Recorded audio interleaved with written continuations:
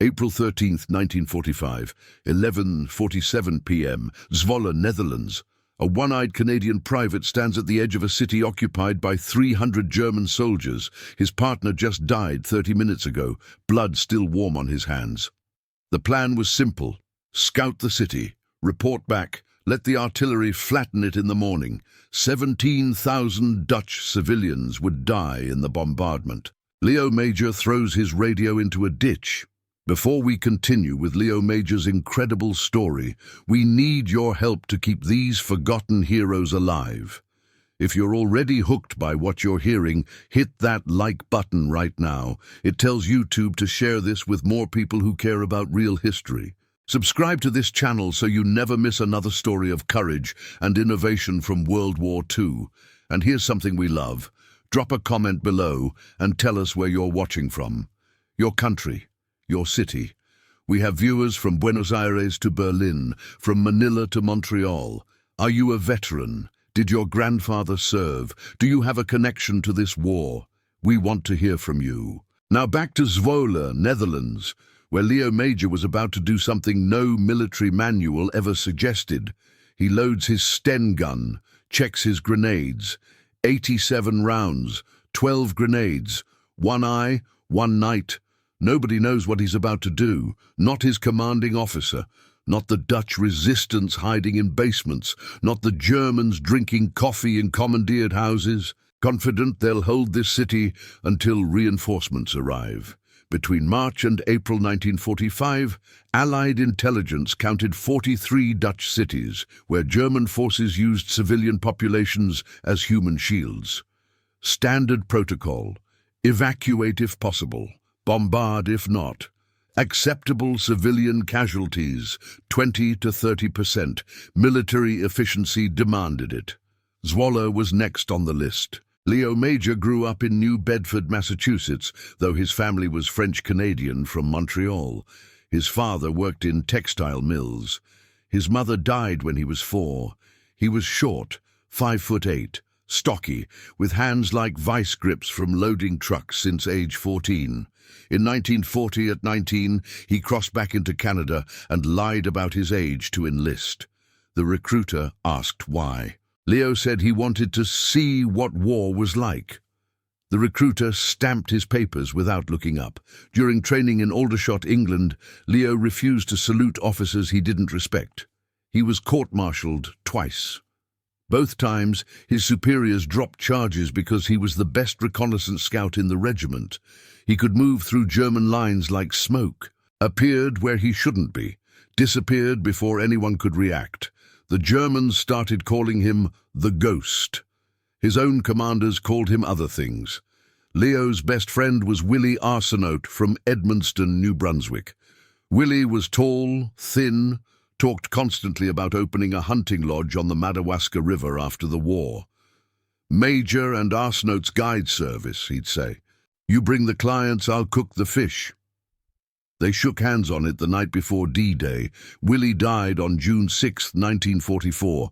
A German sniper shot him through the neck at Courseulles-sur-Mer. Leo was 10 feet away. He heard the wet snap of the bullet. Willie didn't say anything, just looked surprised, fell sideways into the sand. The water came up pink around his shoulders. Leo stayed with him for 4 minutes while machine gun fire tore up the beach. Willie was already gone. Leo took his identification tags, put them in his left breast pocket, kept them there for the rest of the war. Then he went hunting for the sniper. He found him 90 minutes later in a church steeple. The sniper saw Leo coming, fired twice, missed both times. Leo didn't miss. He came down from that steeple with the German's rifle, his binoculars, and his paybook. He gave the paybook to intelligence, kept the binoculars. But that wasn't the shot that took his eye. 3 days later, during the Battle of Scheldt, a German phosphorus grenade exploded 6 feet from Leo's face. Shrapnel shredded his left cheek, his left eye filled with blood. The medic at the field hospital said the eye was dead, wanted to evacuate him to England. Leo refused. He spent 3 days in the medical tent. On the 4th day, he walked out with a bandage over his left eye and rejoined his unit. His commanding officer said he was unfit for duty. Leo said if they sent him home, he'd desert and come back on his own. The commander didn't doubt it. So Leo fought the rest of the war half-blind. The problem was reconnaissance in occupied cities. Between September 1944 and March 1945, Canadian forces lost 127 scouts in urban environments. All the same way. They'd enter a city to assess German strength. The Germans would spot them, corner them, kill them in alleys or basements or burned-out buildings. Standard doctrine said, send in two-man teams, move at night, avoid contact, report and extract. It wasn't working. Intelligence needed accurate counts of German troops before major offensives. Without those counts, commanders either sent too few soldiers, leading to slaughter, or too many, leading to unnecessary casualties from urban combat. The mathematics were brutal. For every scout team that failed to report, an average of 43 Allied soldiers died in the subsequent attack due to bad intelligence. Leo had a different approach. Don't avoid contact. Create it. Control it. Use it. His method was simple and completely against regulations. Instead of hiding, he'd announce his presence deliberately. Fire shots to draw out German soldiers. Count them as they responded. Assess their positions, their weapons, their discipline, then disappear before they could organize a response. He did this 17 times between November 1944 and April 1945.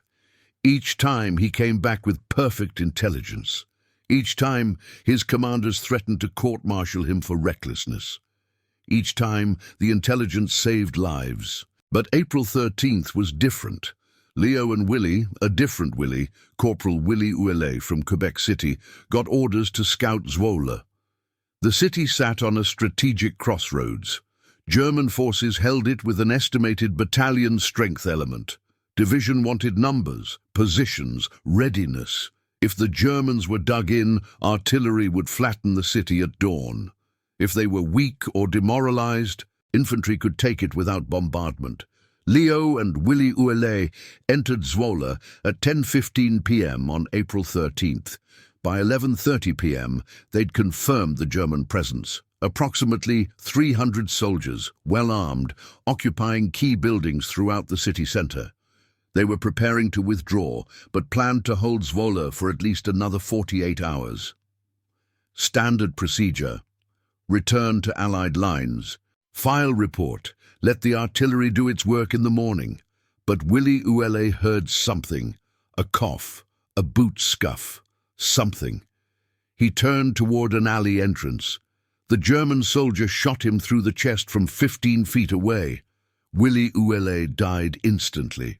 The German started to reload. Leo shot him twice, then shot the second German who came around the corner, then threw a grenade into the building they'd come from.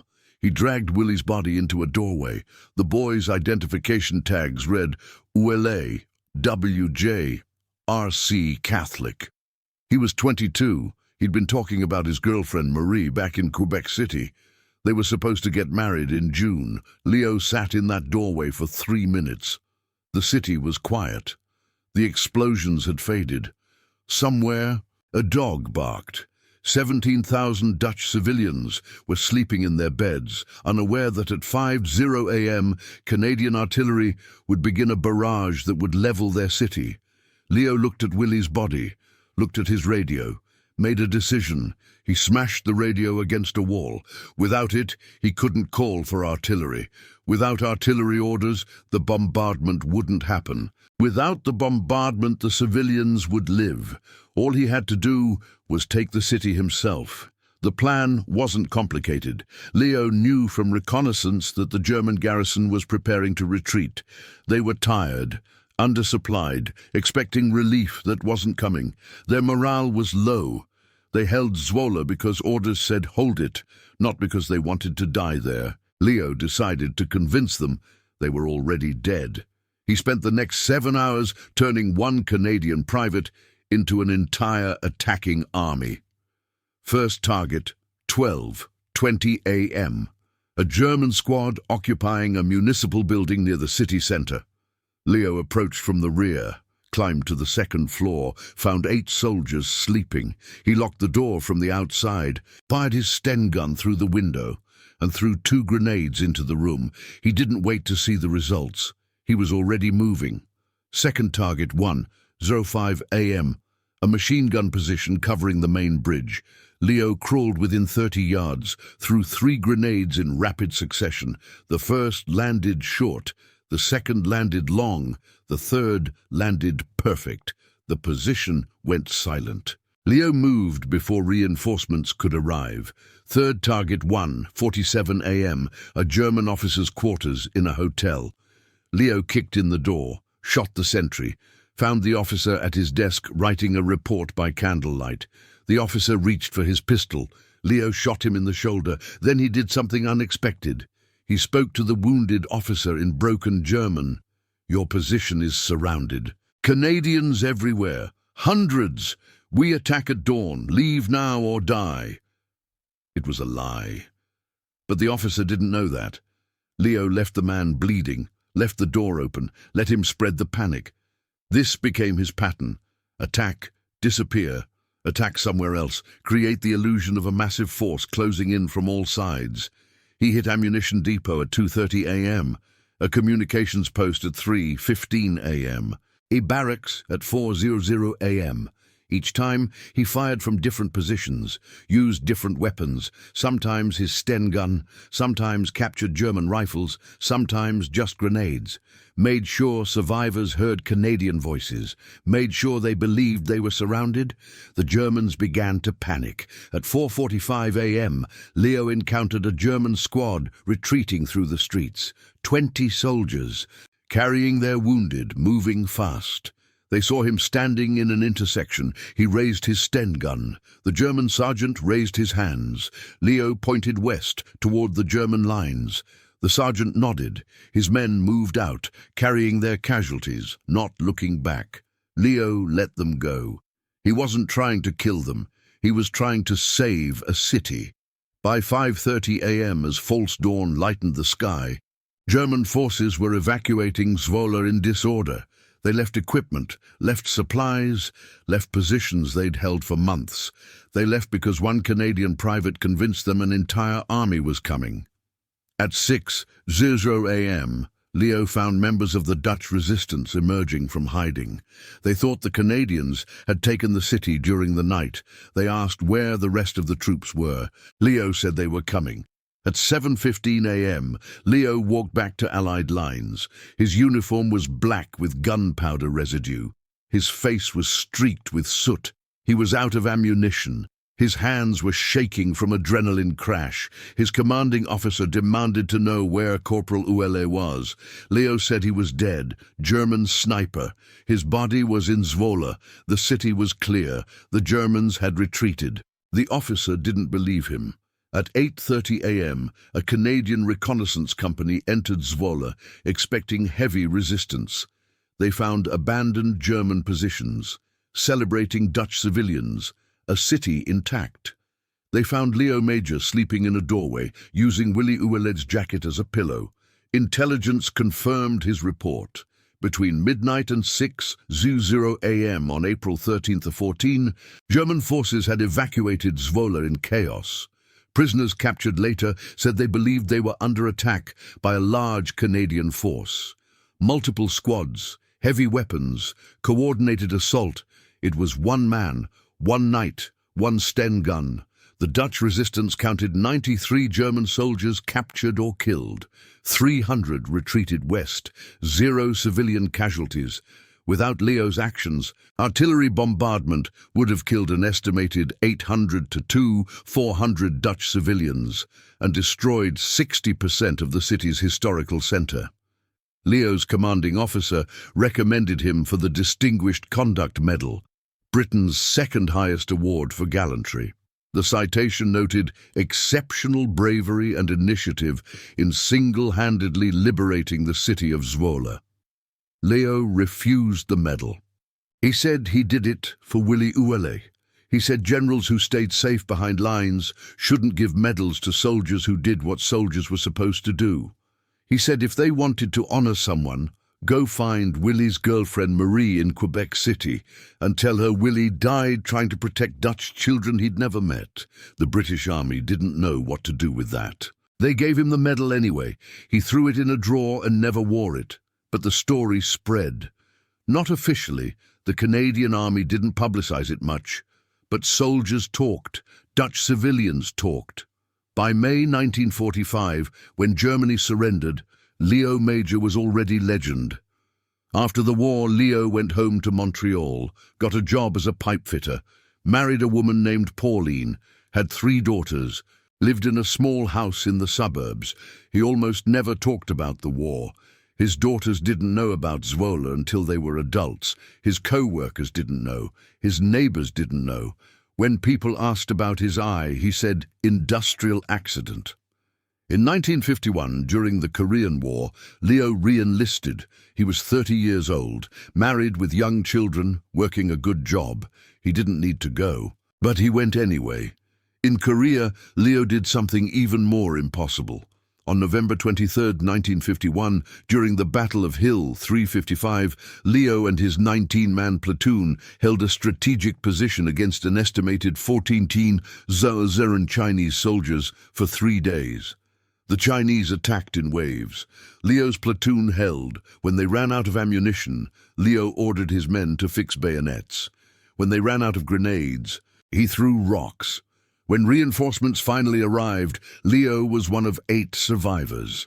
The Canadian Army tried to give him another medal. He refused again. He said medals were for dead people. He was still alive. Leo finally retired from the army in 1952. Went back to Montreal, back to pipe fitting, back to his quiet life. In 1969, a Dutch historian researching the liberation of Zwolle found references to the one-eyed Canadian in resistance archives. She spent 3 years tracking down Leo Major. When she found him, he was 50 years old, working maintenance at a Montreal factory. She asked him why he'd never told his story publicly. Leo said, "It wasn't a story, it was a war. People died." The historian convinced the city of Zwolle to recognize him. In 1970, Leo returned to Zwolle for the first time since 1945. The Dutch government named a street after him, Laan van Leo Major. The city gave him its highest civilian honor. Leo cried during the ceremony. Dutch veterans who'd been children during the liberation thanked him. A woman in her 50s hugged him and said he'd saved her mother during the bombardment that never happened. Leo said he just did what any soldier would do. Nobody believed him. Leo Major died on October 12, 2008, in Montreal. He was 87 years old. His obituary in the Montreal Gazette was 4 paragraphs long. It mentioned his military service in a single sentence. It did not mention Zwolle. It did not mention Korea. It did not mention that he was probably the most decorated combat soldier in Canadian history. His funeral was small. Family, a few old veterans, a representative from the Dutch embassy. In Zwolle, they held a memorial service. 3,000 people attended. The mayor declared a day of mourning.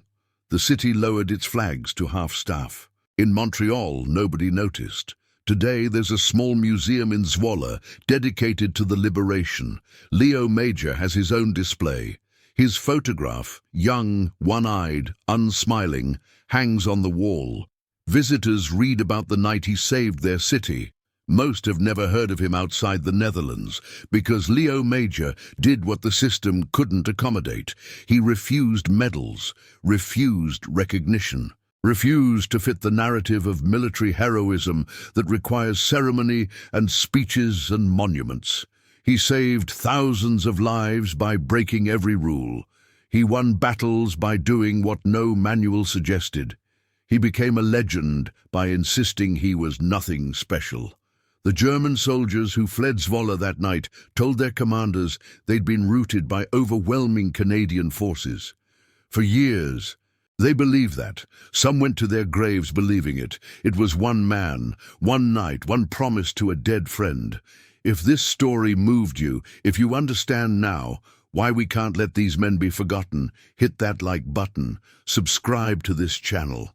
We bring you true stories of courage and ingenuity from World War II, stories that didn't make the textbooks because they were too strange, too incredible, or too inconvenient for official history. Comment below and tell us, what's the most unbelievable act of courage you've ever heard of? Does anyone in your family have a story like this? We want to hear from you. Thank you for keeping these memories alive. For Leo Major, for Willie Arsenault, for Willie Ule. For all the soldiers who saved lives by refusing to follow orders that would have caused unnecessary death. They deserve better than to be forgotten. The Korean Return, a Ghost Reborn. September 1951. Leo Major was 30 years old. He had a wife, 3 daughters under the age of 6, a steady job at a pipe manufacturing plant in Montreal, a small house with a mortgage, a 1948 Chevrolet that needed new brakes. He had everything a man was supposed to want after surviving World War II. He re-enlisted anyway. Pauline asked him why. Leo didn't have a good answer. He said something about duty, about unfinished business, about soldiers in Korea who needed experienced NCOs. The truth was simpler and darker. Leo Major didn't know how to be a civilian. He'd spent 6 years at war, 6 years where every decision mattered, where his skills meant the difference between life and death, where he was exceptional. At the pipe factory, he welded joints and filed reports. His supervisor was 23, fresh from university, had never left Quebec. The kid would explain welding techniques to Leo like he was teaching a child. Leo would nod and say nothing. At home, his daughters would cry over scraped knees. Pauline would worry about grocery bills. Neighbors would complain about his lawn. Someone called the police once because Leo was in his backyard at 3 a.m., unable to sleep, doing push-ups in the dark. The police officer asked if everything was okay. Leo said everything was fine, but everything wasn't fine. Leo Major was a weapon. Weapons don't retire. They rust or they get used. So Leo volunteered for Korea. The Canadian Army wasn't sure what to do with him. He was 30. He'd refused medals. His service record was covered in incident reports. Unauthorized actions, insubordination, refusal to follow protocol, but his combat record was undeniable. They made him a sergeant, put him in charge of a reconnaissance platoon with the Royal 22nd Regiment, the same unit he'd served with in World War II. His platoon was 18 men, all French-Canadian. Most were younger than 25. None had combat experience. They arrived in Korea in October 1951. By November, Leo had trained them into the best reconnaissance unit in the Canadian Brigade. He taught them his methods. Move at night, trust your instincts, break the rules that get you killed, ignore the rules that don't matter. His commanding officer, Captain Pierre Trudeau, no relation to the future Prime Minister, asked Leo why he refused to follow standard reconnaissance doctrine. Leo said, because doctrine is written by officers who watch soldiers die, then write reports about why it wasn't their fault. Trudeau didn't discipline him. He was too curious to see if Leo was right. On November 22, 1951, Leo's platoon received orders to hold Hill 355. The hill had a number, but no name. It was 355 meters high, overlooking the Imjin River Valley in central Korea. Whoever controlled it controlled the valley. Whoever controlled the valley controlled the supply routes to Seoul. The Chinese wanted it. The United Nations wanted to keep it. Intelligence estimated Chinese forces in the area at battalion strength, approximately 500 soldiers. UN commanders decided to reinforce Hill 355 with a full company, 120 men. The reinforcements never arrived. On the night of November 23rd, a Chinese offensive cut off the supply route. Leo's platoon of 19 men was alone on Hill 355. At 10:47 p.m., Chinese artillery began hitting the hill. At 11:30 p.m., the first Chinese infantry wave attacked. Leo counted them as they came up the slope. He stopped counting at 200. The problem wasn't the numbers. Between 1950 and 1951, Chinese forces had perfected human wave attacks. They'd overwhelmed positions through sheer mass, accepting 60–70% casualties to achieve objectives. Mathematics favored them. One defender could kill 10 attackers and still lose. UN doctrine said, when facing human wave attacks at night with insufficient forces, retreat to secondary positions and call for artillery support. Leo's platoon couldn't retreat. Chinese forces surrounded the hill. They couldn't call for artillery. The radio operator Corporal Jean-Guy Marchand from Trois-Rivières took shrapnel through the throat during the initial barrage. He died holding the radio handset, trying to report contact. Leo took the radio. It was dead. Chinese artillery had destroyed the relay station, so Leo did what he always did. He adapted.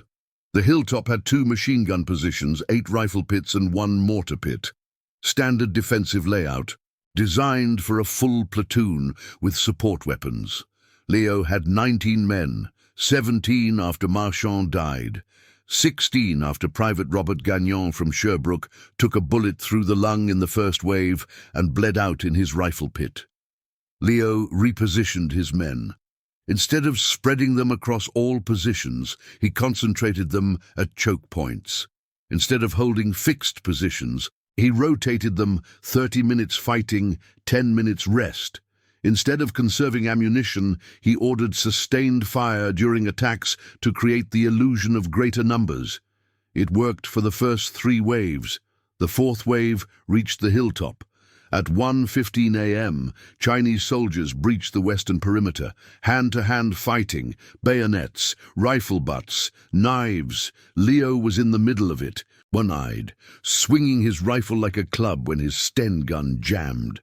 He killed 3 Chinese soldiers with his hands, broke one man's neck, crushed another's throat, used the 3rd man's body as a shield while he unjammed his weapon. His men saw this. Later, they said it changed something. They stopped being afraid. If Leo could fight like that, half-blind, outnumbered, surrounded, they could too. Private Claude Pouliot from Rimouski had never killed anyone before that night. By dawn, he'd killed 11 Chinese soldiers. He cried while he did it. But he didn't stop. Corporal André Bouchard from Quebec City had a piece of shrapnel embedded in his shoulder. He couldn't raise his rifle above chest height. He fought left-handed with a pistol he'd taken from a dead Chinese officer. Private Marcel Lafontaine from Chicoutimi lost 3 fingers on his right hand to a grenade blast. He wrapped the hand in a t-shirt, switched his rifle to his left hand, and kept fighting.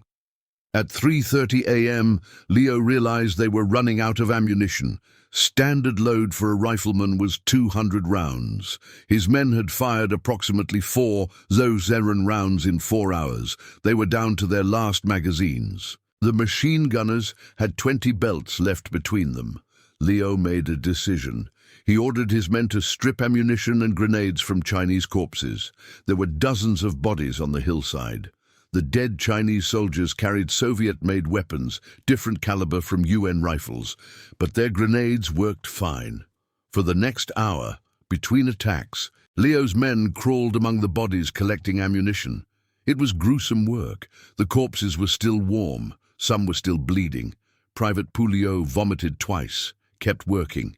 They collected 73 Chinese grenades, approximately 200 rounds of rifle ammunition, wrong caliber, useless, and 17 pistols with ammunition. At 4:45 a.m., the 5th wave attacked. Leo's men threw Chinese grenades at Chinese soldiers. The irony wasn't lost on anyone. At 6:20 a.m., as dawn broke, Leo counted his remaining men. 11 still fighting, 3 wounded but conscious, 2 unconscious from blood loss. 16 men out of 19. They'd held Hill 355 for 7 hours against estimated 2 Hydro-0+ Chinese attackers. But the Chinese weren't stopping. At 7:00 a.m., Leo saw the 6th wave forming at the base of the hill. This wave was different, larger, better organized. Chinese officers with radios, mortar teams setting up positions.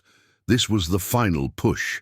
The Chinese knew the defenders were exhausted, knew they were low on ammunition, knew dawn meant UN air support could arrive. They were going to take the hill before the planes came. Liu gathered his 11 combat-effective soldiers.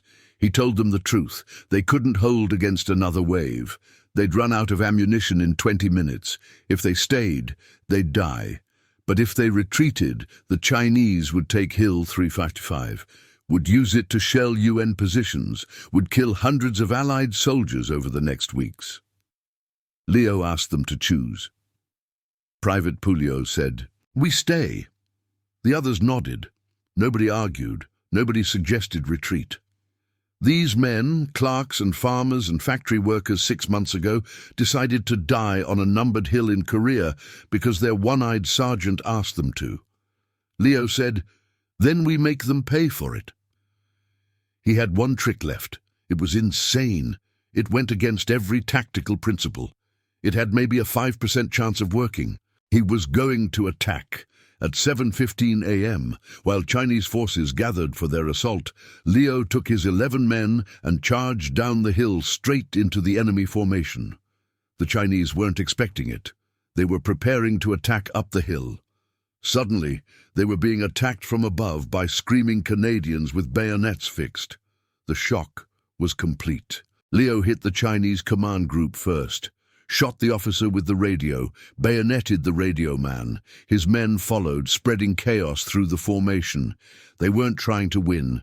They were trying to disrupt, create confusion, buy time. It worked for 4 minutes. Then the Chinese recovered, started to surround Liu's tiny force, started to bring their superior numbers to bear. Liu ordered his men back up the hill. They ran. The Chinese pursued. That's what Liu wanted.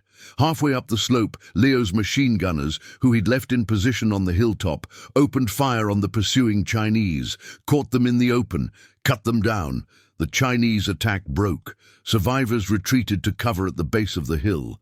At 7:45 a.m., UN Corsair fighters arrived overhead. They strafed Chinese positions, dropped napalm. Within 30 minutes, the Chinese forces withdrew. At 8:30 a.m., UN reinforcements reached Hill 355. They found Liu Major and 10 survivors holding the position. One man, Private Lafontaine, had died during the downhill attack. The others were alive, but barely. 8 needed immediate medical evacuation. The reinforcing company commander asked Liu what happened. Liu said, "We held the hill." The commander looked at the carnage, counted Chinese bodies, stopped counting at 200. Intelligence later estimated Chinese casualties at 801, killed or wounded during the battle. Liu's platoon, 8 dead, 8 wounded, 3 unscathed. The Canadian Army recommended Liu for the Victoria Cross, Britain's highest military honor. The citation called his actions the most incredible feat of defensive combat in modern military history. Liu refused the medal. He said he didn't deserve it. He said his men deserved it. He said the real heroes were the 8 who died holding Hill 355. The army insisted. Liu refused harder. He said if they gave him the Victoria Cross, he'd throw it in the garbage in front of reporters. He said he'd go to the press and tell them how UN commanders sent 19 men to hold a position that required a full company, then wanted to give medals after 8 of them died. The army backed down. They gave him the Distinguished Conduct Medal instead, his second one. Liu accepted it because refusing would have dishonored his dead soldiers, but he never wore it. Never displayed it, never mentioned it. After Hill 355, Liu became something else in the eyes of his men. Not just a sergeant, not just a war hero, something closer to myth. Chinese soldiers captured later said their officers warned them about the Ghost, a one-eyed Canadian who couldn't be killed, who appeared and disappeared, who attacked when he should retreat, who won when winning was impossible. It was the same thing Germans said about him in World War II. Some men collect medals. Liu Major collected legends. The long peace, a soldier's silence. Leo Major returned to Montreal in December 1952. He was 31 years old. He'd survived 2 wars, earned medals he refused to wear, became a legend to soldiers on 3 continents. He went back to work at the pipe factory on January 5, 1953. His supervisor, still that same kid, now 25, asked if Leo had enjoyed his trip overseas. Leo said it was fine. He welded pipes. He filed reports. He drove his Chevrolet with the bad brakes. He came home to his wife and daughters. He ate dinner. He watched television. He went to bed. He didn't sleep much. Pauline would wake up at 2 a.m. and find Leo sitting in the kitchen, drinking coffee, staring at nothing. She'd ask what was wrong. He'd say he couldn't sleep. She'd ask why. He'd say he didn't know. But he knew. The problem was that civilian life moved too slowly. Military life was hours of boredom, interrupted by seconds of terror. Civilian life was years of boredom, interrupted by nothing. At war, Leo made decisions that saved lives or cost lives. Every action mattered. Every choice had weight. At the factory, his decisions were which pipe joint to weld first, whether to file the weekly report on Thursday or Friday, which sandwich to bring for lunch. Nothing mattered. Nothing had weight. Veterans call it missing the war. The civilians don't understand it. How can you miss terror? How can you miss watching friends die? How can you miss the worst experience of your life? But they do miss it, because war strips away everything trivial. Makes life simple. You fight or you die. You save your friends or you watch them fall. Every moment is real. Civilian life is mostly not real. Mostly performance. Mostly pretending that small things matter, because acknowledging they don't would be too depressing. Leo lived in that pretend world for 56 years. His daughters grew up. Marie, Denise, and Claire. They knew their father was a veteran. They knew he'd fought in World War II and Korea. They didn't know details. Leo didn't talk about it. When Marie was 12, she asked her father what he did in the war. Leo said he was a scout. She asked if that was dangerous. He said sometimes. She asked if he was scared. He said everyone was scared. She asked if he killed anyone. Leo was quiet for a long time. Then he said, yes. She asked how many. Leo said he didn't know, didn't keep count, didn't want to know. Marie never asked again. In 1960, Leo moved his family to a small town outside Montreal, Longueuil, bought a larger house, got a job as a maintenance supervisor at a textile mill. Better pay, better hours, quiet neighborhood. His neighbors were accountants and teachers and small business owners. They had barbecues on Sundays. They complained about property taxes and traffic. They worried about their children's grades and their lawn care and whether the Canadians would win the Stanley Cup. Leo never fit in. He was polite, quiet, helped neighbors fix their cars or repair their fences, but he never really connected. There was a distance, a separateness. One neighbor, Robert Beauchamp, was a World War II veteran. Navy, North Atlantic convoy duty.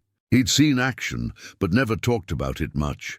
He and Leo would sometimes sit on Leo's back porch, drinking beer, saying nothing. Their wives thought they were discussing the war. They weren't. They were just comfortable in silence together. 2 men who'd seen things that couldn't be explained to people who hadn't. Beauchamp died in 1968. Heart attack. Leo went to the funeral. Didn't cry. Stood in the back, left before the reception. Pauline asked him later why he seemed upset. Leo said he wasn't upset. She said he was lying. He said Beauchamp was a good man. She said that wasn't the whole truth.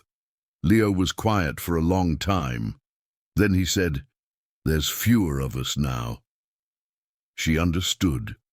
The men who'd been to war were dying. The men who understood were disappearing. Soon, Leo would be alone with memories that nobody else shared. In 1970, when the Dutch historian found Leo and invited him to Zwolle, Pauline insisted he go. She said it was important. He said it was just a ceremony. She said it was more than that. She was right. When Leo returned to Zwolle for the first time in 25 years, something shifted. The city had been rebuilt. Modern buildings stood where ruins had been. Children played in parks that hadn't existed in 1945, but the people remembered.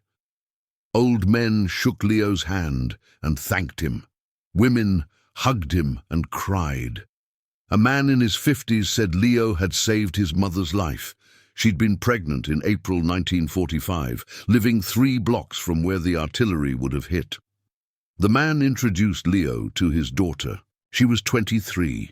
She existed because Leo Major threw his radio in a ditch. That night, alone in his hotel room, Leo cried for the first time since Willy Uele died. Not because he was sad, because someone remembered, because it mattered to someone other than him. When Leo returned to Montreal, he was different, more present, more willing to talk, not about combat, but about the men. About Willie Arsenault, who wanted to open a hunting lodge. About Willy Uele, who had a girlfriend named Marie. About Jean-Guy Marchand, who died holding a radio handset. His daughters heard these names for the first time. In 1985, Leo retired from the textile mill. He was 64 years old. His daughters were grown, married, had children of their own. Pauline's health was declining, diabetes, heart problems. Leo became a caregiver, drove her to doctor appointments, helped her manage medications, cooked meals, did household tasks she couldn't manage anymore. He was good at it. Being a caregiver required the same skills as being a soldier: vigilance, quick thinking, making life-or-death decisions calmly. When Pauline died in 1992, Leo was 71. They'd been married 47 years. At her funeral, Leo stood at the front of the church and spoke for 3 minutes. He said Pauline was the strongest person he'd ever known. He said she'd survived being married to him for almost 50 years, which was harder than surviving 2 wars. People laughed. Leo wasn't joking. After Pauline's death, Leo became more isolated. His daughters visited regularly, but he spent most days alone. He'd wake early, make coffee, read newspapers, work in his garden, watch television, go to bed. But something was changing in the world. The internet was connecting people. Veterans were finding each other. Stories that had been forgotten were being rediscovered. In 2000, a Canadian military historian named Marc-André Valiquette was researching the Korean War. He found references to the Battle of Hill 355 and a sergeant who'd held the position with 19 men against massive Chinese forces. Valiquette tracked down Leo Major. The old man was 79, living alone in Longueuil, still refusing to discuss his military service in detail. But Valiquette was persistent. He interviewed Leo's surviving platoon members from Korea, found Chinese after-action reports that estimated they'd faced a reinforced company on Hill 355, at least 100 soldiers, because the defensive fire was so intense. Valiquette published an article in a Canadian military history journal, then another, then a book. Leo's story started spreading. Not mainstream. He never became famous in Canada the way he was in the Netherlands, but among military historians, among veterans, among people who study courage and tactical innovation, Leo Major became known. In 2008, a Canadian television network wanted to do a documentary about him. Leo refused. He said he wasn't interesting. They said he was a hero. He said heroes were dead people. He was still alive. The network offered money. Leo said no. They offered to donate money to veterans' charities. Leo said maybe. They agreed to give $10,000 to homeless veteran support programs. Leo agreed to a 1-hour interview. The interview was conducted in July 2008 in Leo's home. He was 87, thin, still had both his eyes. The left one was glass, hard to notice unless you knew. The interviewer asked about Zwolle. Leo said he did what needed to be done. The interviewer asked about Hill 355. Leo said his men did the hard work. The interviewer asked why he refused medals. Leo said medals were for politicians to give out so they could feel good about sending young men to die. The interviewer asked if Leo had regrets. Leo was quiet for a long time. Then he said yes. He regretted that Willie Arsenault never opened his hunting lodge. He regretted that Willie Ouellet never married Marie. He regretted that Jean-Guy Marchand never saw his daughter born. He regretted that 8 men died on Hill 355, defending a number on a map. The interviewer asked if Leo was proud of his service. Leo said pride was for people who had choices. He did what the situation required. Pride had nothing to do with it. The documentary never aired. Leo died 3 months later in October 2008, before post-production was complete. The network shelved the project out of respect, but the interview footage exists. It's in the Canadian War Museum archives. Researchers can view it by request. In the footage, you can see Leo Major at 87, thin, grey-haired, still with that peculiar stillness that combat veterans have. The ability to be completely motionless, the way predators wait. Near the end of the interview, the interviewer asks one final question. What do you want people to remember about your service? Leo thinks about it. Then he says, remember the men who didn't come back. Remember their names. Say them out loud sometimes. That's the only way they stay alive. The interviewer asks if Leo can name them all the men who died under his command or beside him in 2 wars. Leo closes his eyes, and he does. He recites 43 names, first and last names, hometowns, ages when they died. He doesn't hesitate, doesn't pause, doesn't forget a single one. 60 years later, he still remembered every name. The interviewer asks how he remembers them all. Leo opens his eyes, looks directly at the camera, says, "How could I forget?" The interview ends there. 3 months later, Leo Major died in his sleep. Natural causes. He was 87 years old. His daughters found him in his bed, wearing his pajamas, looking peaceful for the first time in decades. His funeral was well attended. Family, friends, veterans. The Dutch embassy sent a representative. The mayor of Zwolle sent a wreath. Canadian military officials came. Some wore medals. Leo wouldn't have liked that. He was buried in a cemetery in Longueuil. His gravestone is simple: Leo Major, 1921-2008. Husband, father, soldier. No mention of Zwolle, no mention of Hill 355. No mention of medals or honors or impossible odds overcome. Just the facts. Husband, father, soldier. That's what Leo would have wanted. But in Zwolle, they remember differently. Every April 14th, the city holds a commemoration ceremony for the liberation. Children place flowers at the memorial. Veterans, fewer each year, tell stories. The mayor gives a speech about courage and sacrifice, and always they mention Leo Major, the one-eyed ghost who saved their city in a single night. In Montreal, most people have never heard of him. They deserve better than to be forgotten.